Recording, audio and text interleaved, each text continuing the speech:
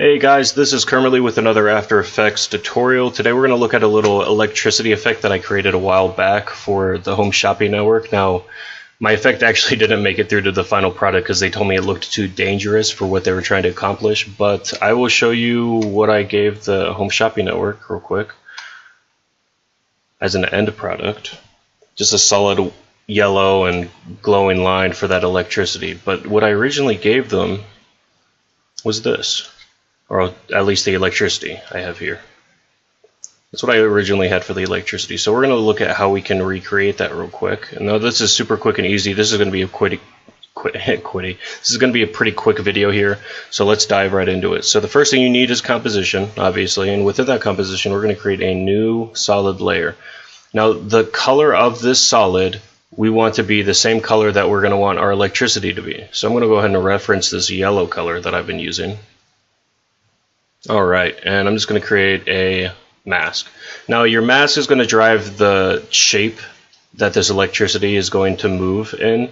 So right now this electricity is going to follow the edge of this mask all the way around. Or at least that's how I'm going to animate it. But the electricity can only move within the edge of this mask. So you can create whatever mask shape you want and have the electricity follow it and really create some cool stuff. So let's move on. So now that we have this mask created, we're going to go ahead and add a stroke effect to this solid. Boom. Now, a couple things right off the bat. You're going to want to change this to reveal original image, which just means that as this stroke is applied, it's only going to reveal the original image, or in this case, we just have a solid yellow. So it's just going to reveal a little yellow line around the edge. And I'm going to turn up the brush size. Brush size affects the thickness of this stroke. And again, this stroke is driving, it's going to be driving the electricity. So if you turn the stroke size up, it's going to thicken up the electricity effect. Something good to keep in mind for later. And if I start animating these, this start and end position, it's going to move it around the edge of this. So that's how we're going to create the movement. So I'm going to go back to our first frame here, or zero frame in this composition. I'm going to turn both of these start and end position to 0, and I'm going to keep both of those real quick. Now around maybe, I don't know, 12 frames, I want this thing to be pretty quick. I'm going to have these at 100%, meaning they've moved all the way around. And if I open up the effects into the stroke, and this is all within the same solid, I'm going to grab the 2 keyframes for my end position. I'm just going to offset those by 1, I think that works. Now you can accomplish whatever you want by how you animate this, but I'm just keeping it super simple. I just want this shape that is pretty short to just travel around the square at a pretty fast speed. There we go. Very nice.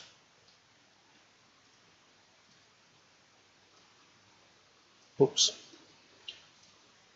Now this stroke size is obviously way too big. I'm never going to have it that big. I'm going to turn it back down to 2, and it's looking pretty good. Good deal.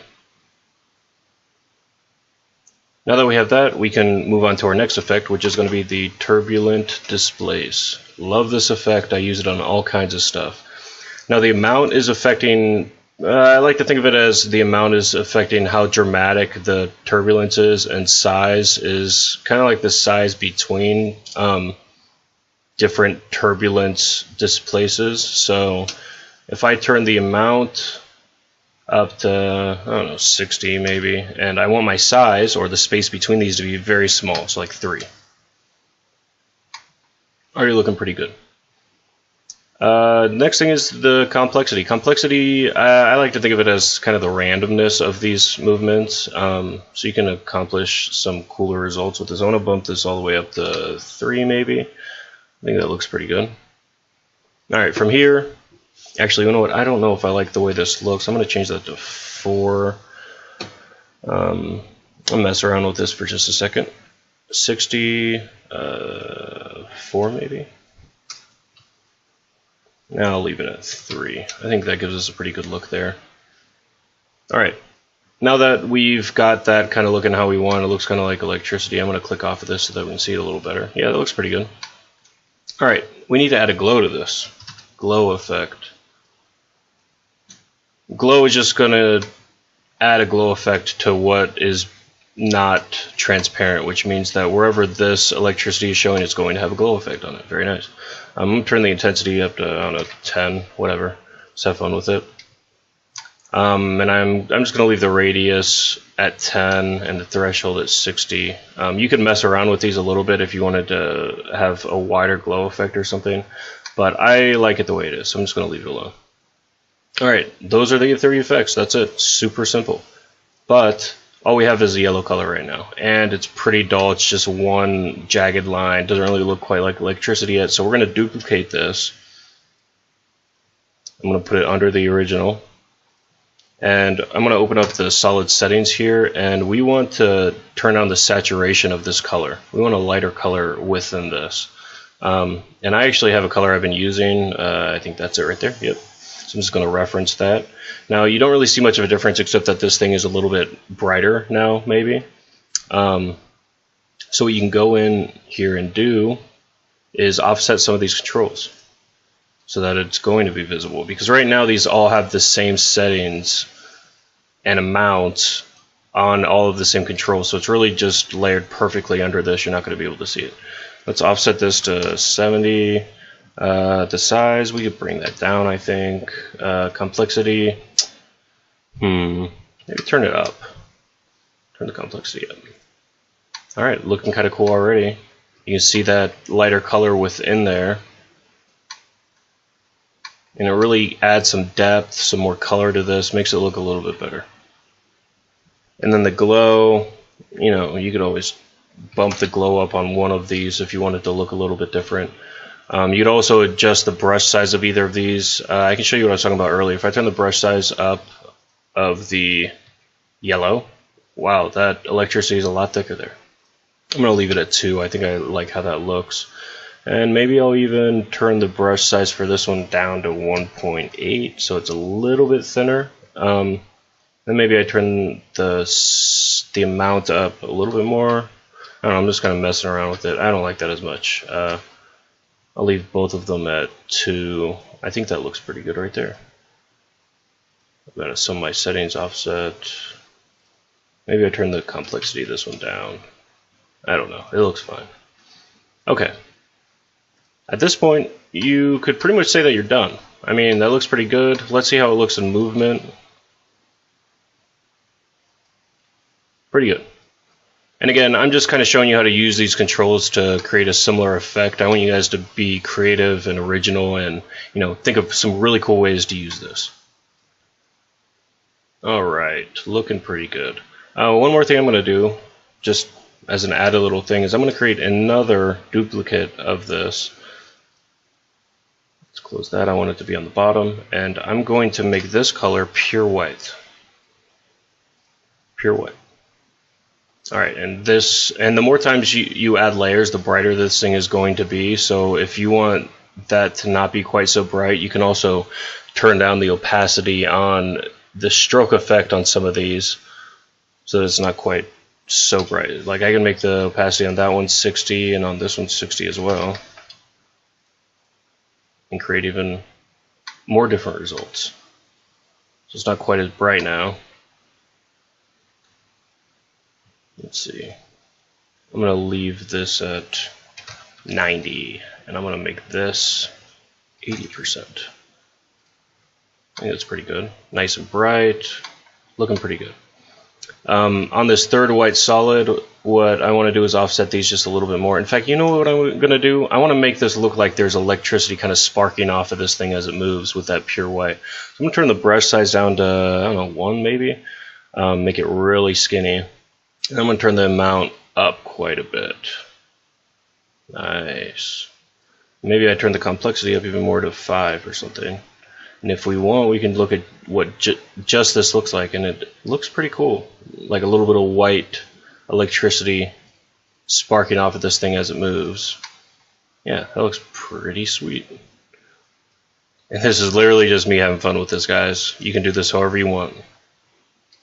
And I think that effect is pretty cool, and I think I can say that that is a good final result. And if we look at it over a background image, it looks pretty good. Let's take a look at that.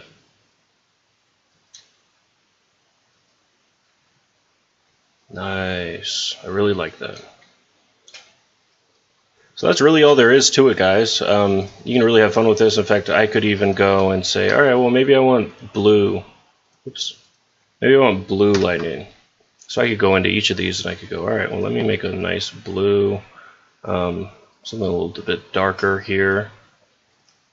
Nice solid blue. And then for both of these other ones, I'm going to reference that original.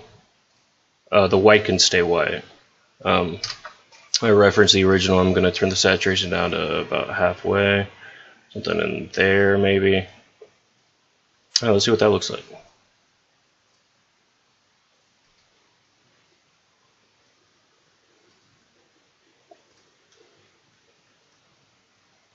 Looking pretty sweet. Not perfect, you know, I would probably mess with those colors some more.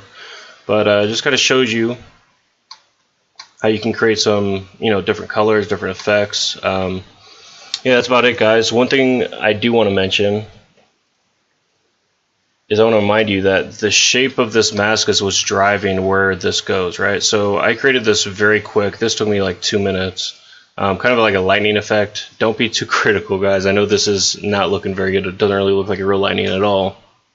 But it kind of shows you some of the cool things that you can create with this. And as you can see, if I select one of these, the shape of this mask is a little bit different. And I don't have the stroke animation starting from 0 going all the way to 100 for the start and end position. I have them starting at like 50 and ending at 89%, I think, which is just where these 2 points ended up being. Was this is roughly 50%, this is roughly 89% for those keys. And if I play this, boom, lightning effect. And then one other thing that I did is I have 2 solids for this. One is yellow and one is white, obviously, or not quite white, but just a little off-white.